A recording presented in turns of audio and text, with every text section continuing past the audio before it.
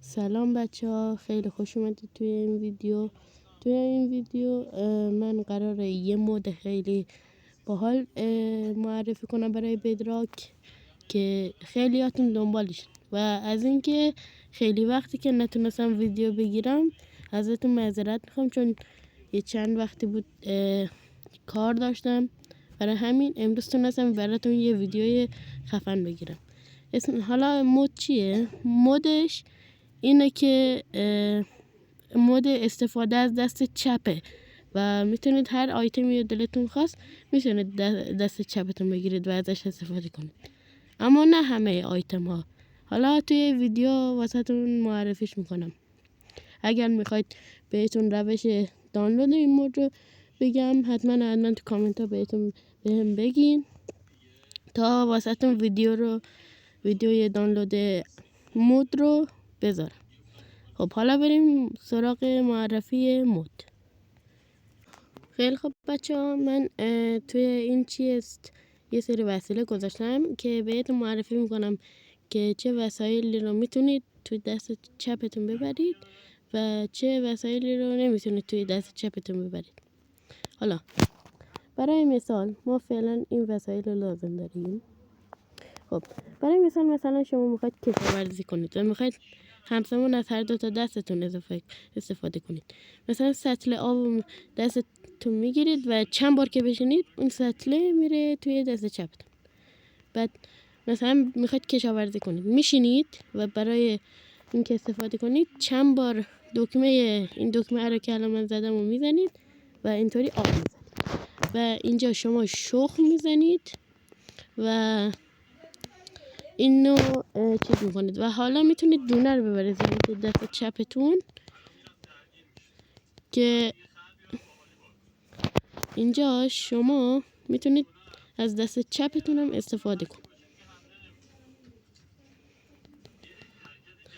خیلی جالبه مگه نه؟ همزمان با هر دو تا دستتون میتونید استفاده کنید. ولی خب اینجا یه مشکلی هست، شما نمیتونید ویلچر رو دستتون بگیرید و دست چپتون بگیرید. و این بود از روش کشاورزی. حالا اینجا راستی اینو یادم رفته بود که یه باگ هم داره. حالا باگ موقع ویدیو گرفتم بهتون میگم. شما میتونید مثلا کتاب دست چپتون بگیرید و کلی کارهای دیگه میتونید بکنید.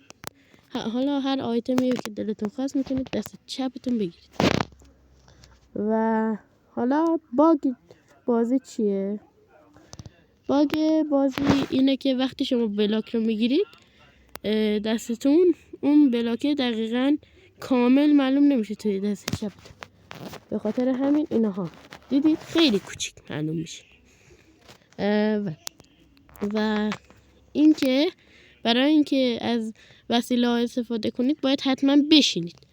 نگاه کنید، خیلی مود خیلی خفنیه و امیدوارم که از این مود لذتشو ببرید. وقتی خواستم معرفیش کنم و گفتم هر وقت خواستید معرفیش کنم حتما تو کامنت ها بنویسید که معرفیش کنم.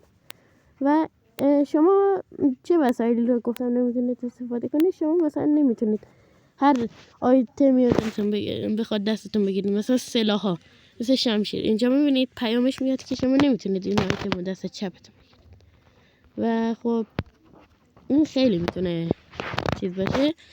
حالا توی ماینکرافت جاوا توی کامپیوتر خیلی راحت میشه دست چپ گرفت همه آیتما رو بدون اینکه مودش رو نصب کنی، ولی توی بدراک همچین قابلیتی رو نداره. واسه همین این مود رو براتون معرفی کردم تا برید نصبش کنید و مثل ماینکرافت جاوا بشه ماینکرافت موبایلتون.